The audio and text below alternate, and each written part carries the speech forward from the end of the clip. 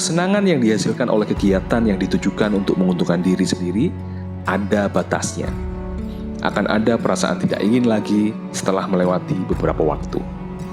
Itulah mengapa orang yang dulunya bekerja keras, ingin segera kaya, siang malam tidak istirahat, saat mendapatkan kekayaan berlimpah, mereka tidak merasa bahagia. Akhirnya mereka bingung, karena apa yang dulunya dianggap sebagai sumber kebahagiaan, ternyata hanya menghasilkan kebahagiaan sebentar, lalu hilang. Begitu juga dengan keinginan-keinginan yang lain. Senyampang itu hanya ditujukan untuk diri sendiri, maka saat dicapai, ia akan menghasilkan kebahagiaan sebentar, lalu menghilang. Mengejar jabatan yang lebih tinggi akan dihormati misalnya. Setelah dapat jabatan yang diinginkan, ternyata merasa masih ingin lebih. Mengejar pasangan yang lebih sempurna dari yang sekarang. Saat mendapatkannya, ternyata masih ingin yang lebih sempurna lagi. Dan masih banyak contoh-contoh yang lainnya. Orang yang mengejar kebahagiaan semu seperti ini, seperti berjalan di tempat. Martin Seligman, bapak psikologi positif dunia, menyebutnya sebagai ban berjalan hedonisme atau hedonic treadmill. Mereka terus berlari seolah-olah mengejar sesuatu, tapi sebenarnya sedang berjalan di tempat. Ini karena hormon kebahagiaan hanya akan dikeluarkan sebentar jika tujuan-tujuan itu ditujukan untuk kepentingan pribadi. Berbeda jika kita memiliki kepentingan untuk banyak orang.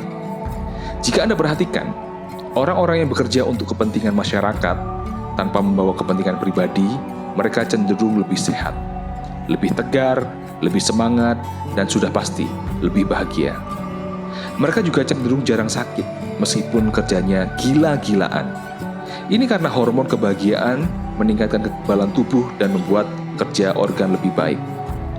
Melalui mekanisme tubuh ini, Tuhan seolah mengatakan bahwa kita perlu bekerja untuk banyak orang.